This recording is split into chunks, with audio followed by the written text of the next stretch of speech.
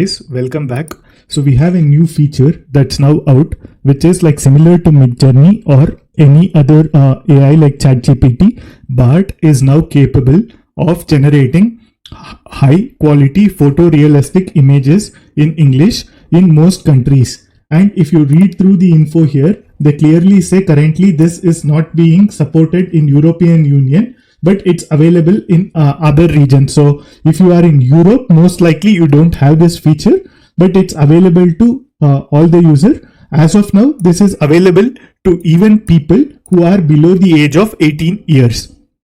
And let's come back to this. So you can now generate images for free with Google Bard in English. Currently, it does not support multilingual yet. And why this is a useful feature. So AI image generation tools have taken a giant leap in the past year. We know Midjourney leading the way with and other options like DALL-E 3, Bing, Copilot. Now we have another way to do it, which is also the free version to do it. So how it works? Simply enter a prompt for the image you want to create. So let me take an example of this. So I would just say create an image of a dog riding a surfboard. So Bard will give you 4 images with the option of generating more. It may not be 4, that's what the documentation says. Sometimes, yeah, it could only be 2. And you have the option to generate more. So if you don't like it, you can do more and more. So you'll get more variations of it.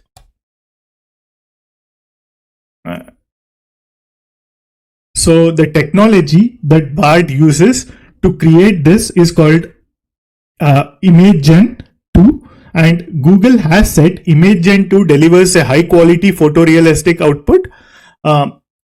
Based on the above images, it can be seen it is generating using Bard on that promise. So all the images that Bard have generated have a SyntID digital watermark.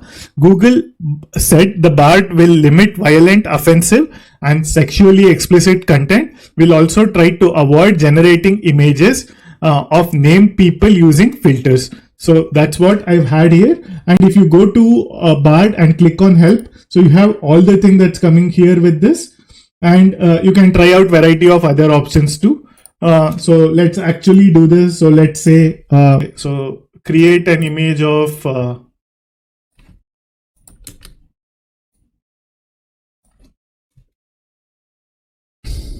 cat riding a surfboard.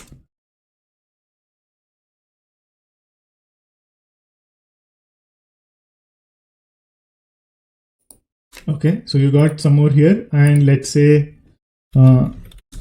create an image of aliens in America. So let's see if we are able to do that.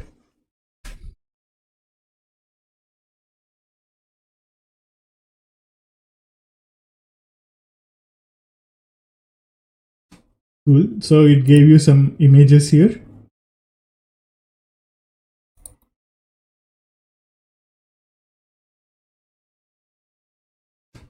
And let's also say create an image of humans in Mars.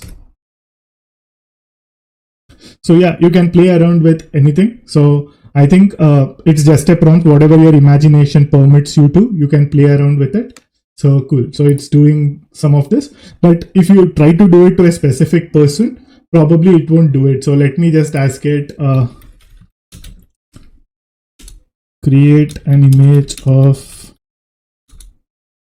Taylor Swift in Zara outfit.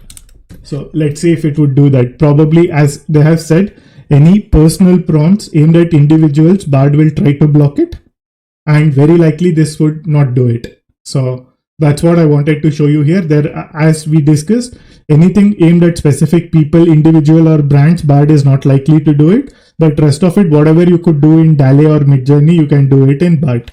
So that's all I wanted to cover here. I hope this helps. Thank you for joining.